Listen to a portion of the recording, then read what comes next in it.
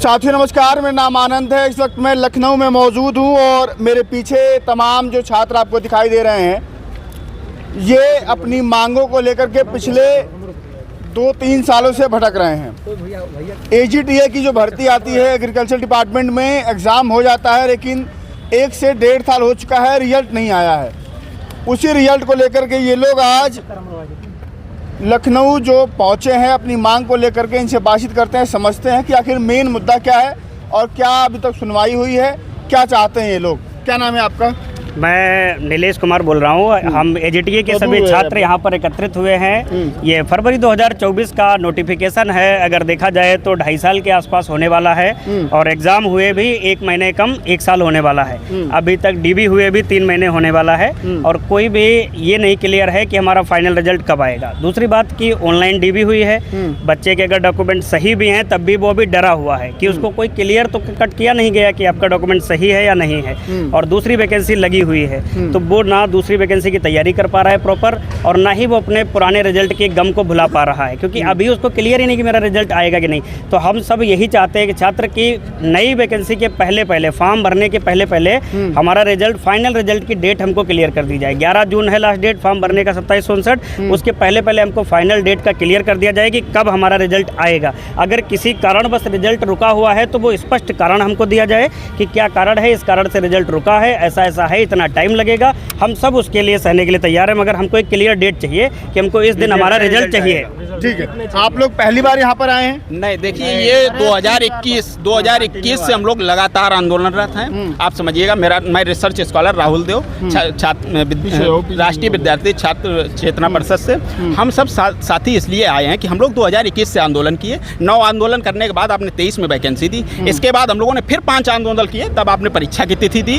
आप जब 2025 में आपने परीक्षा कराई, उसके बाद 2026 आ गया, 1 साल हो गया। इसके बीच में हम लोगों ने 8-9 आंदोलन किए, तब आपने DB कराई। इतने आंदोलन करने के बाद आज आप हमारा रिजल्ट रोके हैं। सारी चीज़ें हो जाने के बाद क्या हमको सिर्फ बहकाया गया है? हम कृषि परिवार से आते हैं, हम लोग कृषि परिवार से आते हैं। हमारे घर पे गेहूं अनाज बेचा जाता है, तब शहरों में आके बच्चा पढ़ाई करता है। 1-1 साल तक अगर बच्चा बैठेगा कमरे पे तो उसको आर्थिक और मानसिक दोनों तरीके से प्रताड़ित किया जा रहा है। और ये प्रताड़ना आयोग के अध्यक्ष जी से मैं रिक्वेस्ट करता हूँ, जल्द से जल्द आज ही इसका निदान कर दें, नहीं तो ये छात्र जो आज शांति से अपनी बात रख रहे हैं, ये कहीं ना कहीं अग्रेसिव ना हो जाएं। तो इसलिए हम आपसे निवेदन करते हैं कि आज हमें एक तिथि आप जारी कर दें। इससे पहले हम इस आयोग के पंडाल में नहीं आएंगे। आज आप तिथि जारी कर देंगे तो उसी तिथि के बाद ही आएंगे। बस हमारी अंतिम मांग यही है। अच्छा, एक तो वैसे ही मान लीजिए सरकारी नौकरियां आ नहीं रही हैं, ऊपर से जो नौकरियां आई हैं उसमें अगर ऐसा हीला हवाली होगा तो आप लोग का जो मानसिक स्थिति कैसी रहती है? देखिए, मानसिक स्थिति की आप बात करो तो 2021 से लगातार प्रताड़ित हैं। और किसान परिवार से, किसान कमेरा परिवार से आने वाला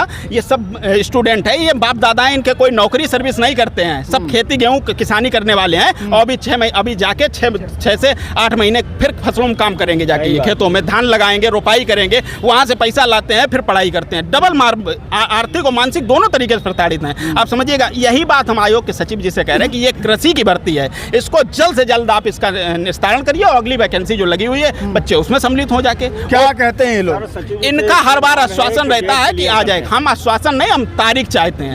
हम आश्वासन लेने नहीं आया, आप हमें तिथि ये घोषित कर दीजिएगा, उस तिथि से पहले कोई भी छात्र यहाँ नहीं कृषि आएगा।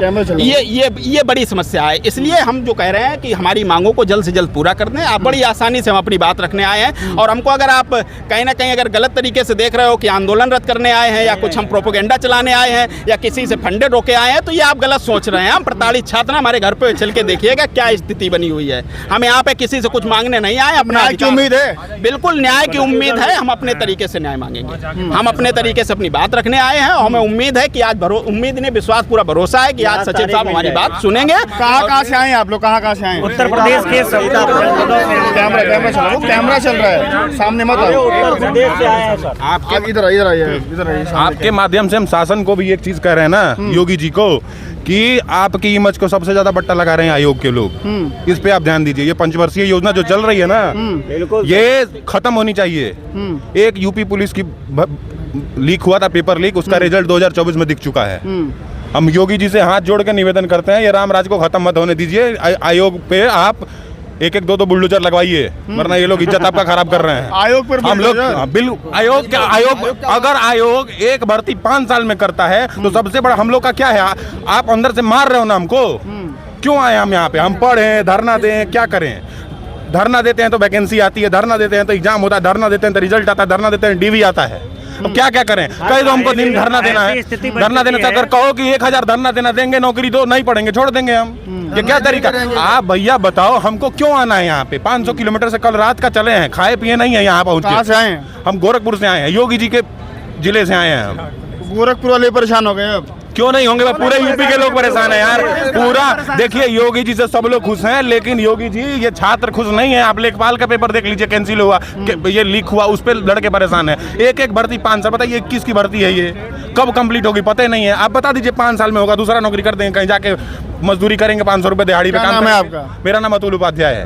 उपाध्याय जी, आप भी परेशान हो जाएंगे सरकार में, कैसे चलेगा बताइए? क्यों नहीं परेशान होंगे? हम स्पेशल हैं भाई, हम क्या हैं? सब लोग परेशान है भाई, हर छात्र परेशान है।